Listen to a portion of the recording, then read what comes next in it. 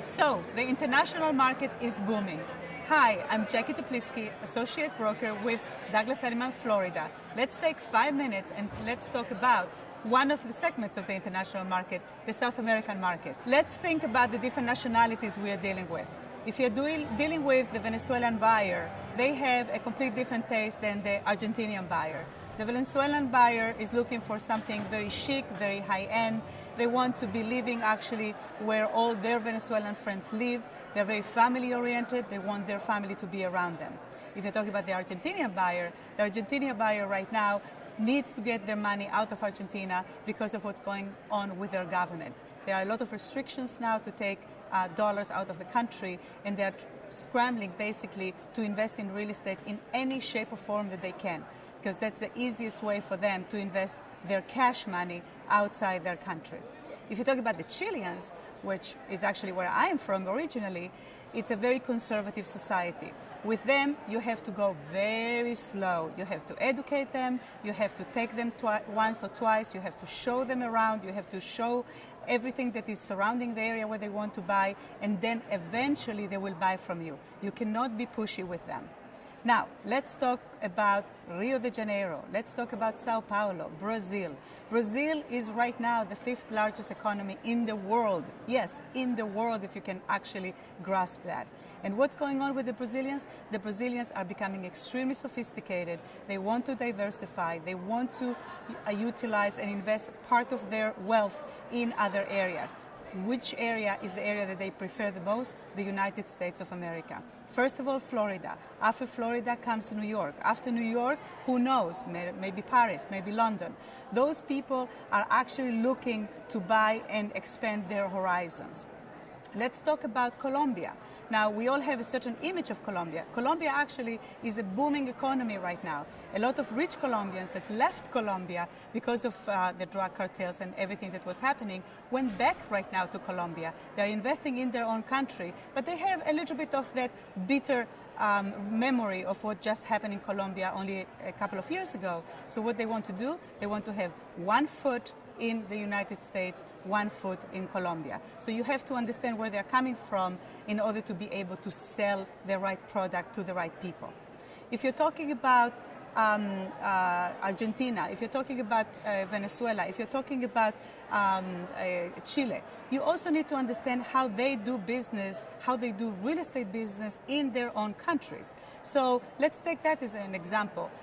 In their own countries, they don't share the listings. Every single company, every single real estate company only controls a certain amount of inventory. So when they come here, they think that they need to work with 10, 15 realtors in every single area. And we think that these people are trying to basically go behind our back. Nothing to do with behind our back. It's a matter of culture. It's a matter of how they do business in their own country. So if you as a realtor will understand how they do real estate in their own countries, then you will be able actually to tell them ahead of time, look, here in the US, things work differently. You have to choose one realtor that you like, and we will be able to show you everything in the area, in the geographical area that you're interested in. Next, you have to understand how they buy. Most of them do not buy under their own names. They buy under LLCs, they buy under offshore corporations, which means that they have to have a very good attorney here in the US to represent them, which means that you have to have those connections in order to introduce those people to those attorneys in order for the deal to go through. I know so many people, so many realtors that have spent months working with somebody, and that somebody did not end up buying with them. Why is that? Because they did not have the right connections with the right people in order to actually close the deal. Financing. They think that we have 3 and 4% interest rates right now in the US, and they think that they can actually get access to those interest rates. Surprise, surprise, they cannot. Why? They don't have social security number. They don't have a credit history in the United States. So really, are they going to get a 3% or a 4% interest rates? Chances are no. The other thing that they will have to do is that they're going to be required to put a much heftier down payment. Those are the things that they come with a complete different knowledge. They think that they can just come here, they're going to get a loan of 90%, and they're going to be able to close the deal. Confidentiality. This is a huge, huge thing with Colombians, Venezuelans, Argentinians, Chileans.